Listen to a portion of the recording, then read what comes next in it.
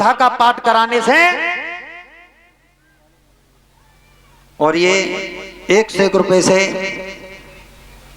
सम्मानित कर रहे हैं डॉक्टर विष्णु यादव जो उदयना नगरिया से आए हुए हैं। कामनाएं करूंगा भगवान से घर में सुख शांति बनी रहे, बुद्धि का विकास करें, धर्म क्षेत्र के योग्य हाथों को बढ़ाते रहे। बोलिए वृंदावन बिहारी लाल की। आप दोनों पुत्र बुढ़ापे की निंद्रा से जाग गए, भगवान के परम धाम के लिए गमन हुए। श्री सूत जी महाराज समझा रहे हैं सोनकादिक ऋषियों, एक तुंगभद्रा नदी के किनारे एक अनुपम नाम का नगर था।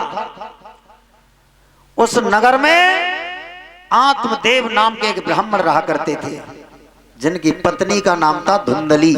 क्या नाम था? धुंधली। पति और पत्नी के विचार कैसे मिल गए देख लो।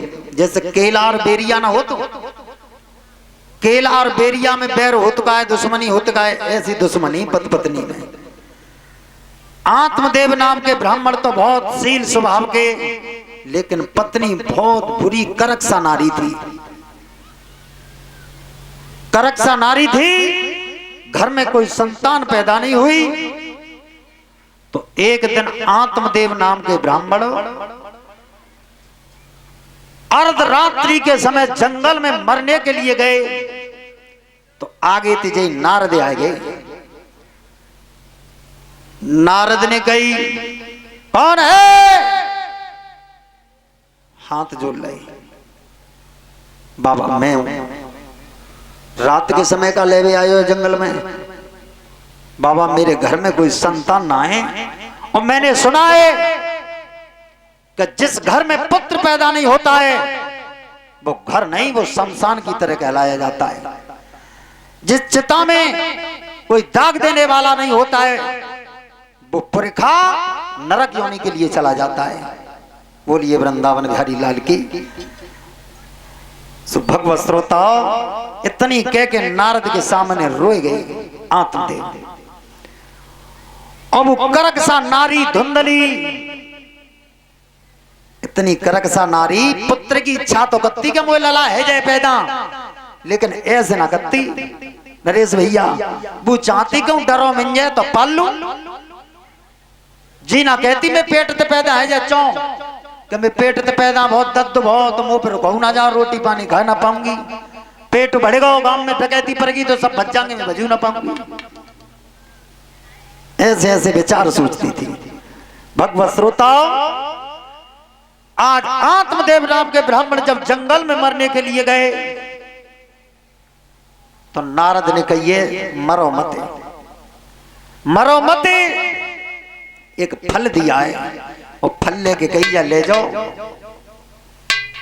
अपनी रानी धुंधली को, इस फल को खिला देना, अवश्य गर्भवती हो जाएगी और एक न एक दिन आपके घर में पुत्र पैदा होगा। बहुत खुश भये आत्मदेव, इतने खुश भये मानो संसार का सुख मिल गया उन्हें। भाजत भाई आए, धुंधली तो गई भद्रे जब फले खा ले। धुंधली ने की दूर रहे, कहा ले आओ, का चीज है जी? रानी जब फले खा ले, फल खाने से तू गर्भवती हो जाएगी, मेरे घर में पुत्र पैदा हो जाएगा, तो मेरा वंश चल जाओ। तो आज वो करकसा नारी धुंधली अपने पति से क्या बोली?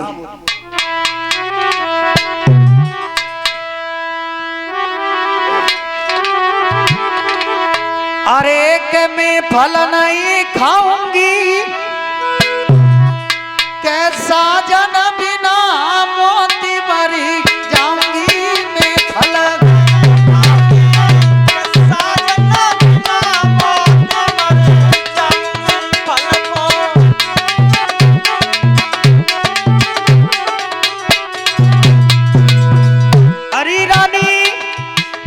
फल खा ले। भद्रे, पुत्र के बिना संसार में कोई सुख नहीं है। जिस घर में पुत्र नहीं हो, कोई दाग देने वाला नहीं हो, वो घर नहीं है, वो एक मरघट के समान है। वो बुजुर्ग लोग नरक योनि के लिए जाते हैं, ये शास्त्र की बात है। तो आज कितनी करकसा नारी है, क्या कह रही है पिया, जब फल की बात कर रहे हो बिल्कुल ना खाऊंगी मैं फल नहीं खाऊंगी, राजा बिना मोती मर जाऊंगी, मैं फल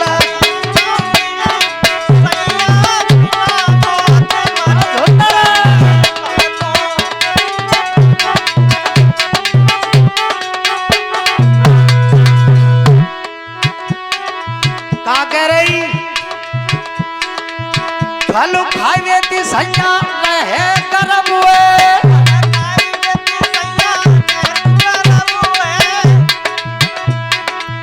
खानो पीनो मेरा छूटे सरब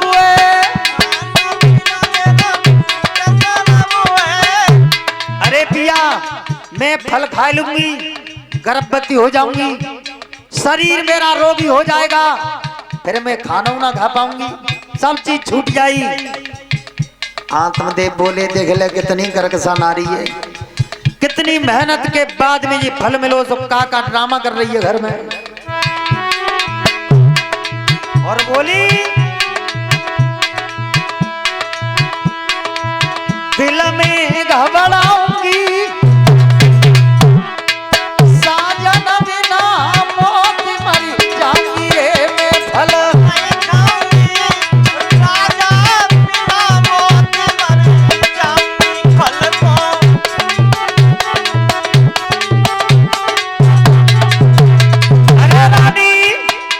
खा लीजिए।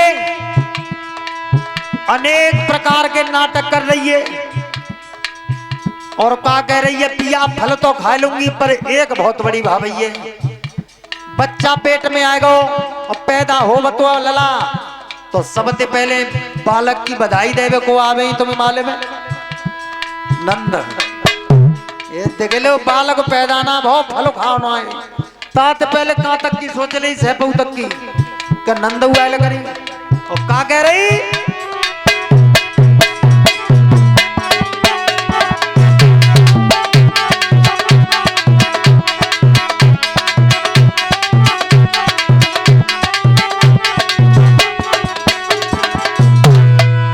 सुनो पिया तेन बधाई सैया ननदिया भी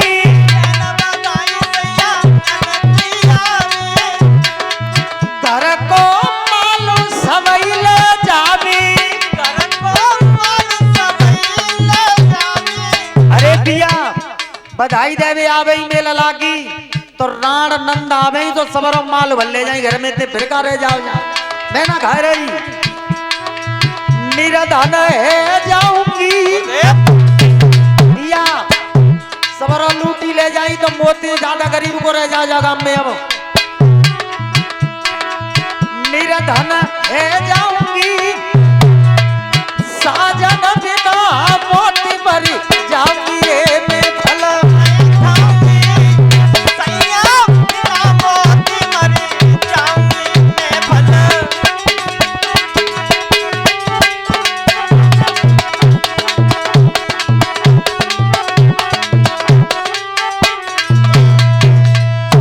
बोलिए गोविंद भगवान की। भगवत श्रोताओं आज अनेक प्रकार के नाटक कर रही है। जब आत्मदेव बुरी तरीका से विलाप करने लगे तू मेरी रानी नहीं है,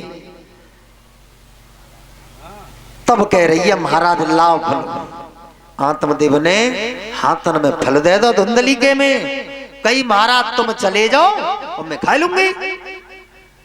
महाराज तो चले गए, वह करकसा नारी ने हाथ में फल लो, वह फल में ते दो भाग कर दे, आधो आधो काट दो बीच में थे, आधो काट के अपनी बहन बुला ली जिसका नाम था कुमती। और बहन तो कही ले बहन आधो तो तू खा ले, और जब ते ललाना है जाए तो मुँह दे जाइए चुपचाप और मैं सबरे गांव में ऐलान सुखत दूंगी के जी लला मेरी को के पैदा हुए तो आधो भल तो पई बहन को गवा दो, आधो बचरो सो आधो गवा दो गैया को। गाय को खिला दिया। धीरे धीरे समय यूं ही गुजरता चला गया। 9 मास बाद जब गर्भ का समय आया तो जो गाय को फल खिलाया था उसके पुत्र पैदा हुआ। गाय जैसे काने, बड़े बड़े नेत्र हैं, मस्तक सूर्य की तरह चमक रहा है, बहुत सुंदर पुत्र पैदा हुआ। आत्मदेव बहुत खुश भई, उसका नाम रखा गोकर्ण महाराज। बोलिए गोकर्ण महाराज की। क्या बात है भैया, जयकारो ना लगा सकत भगवान तो कभी दुश्मनी हो तो बताओ।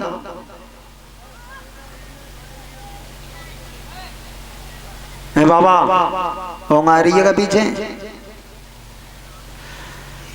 बोलिए गोकर्ण महाराज की।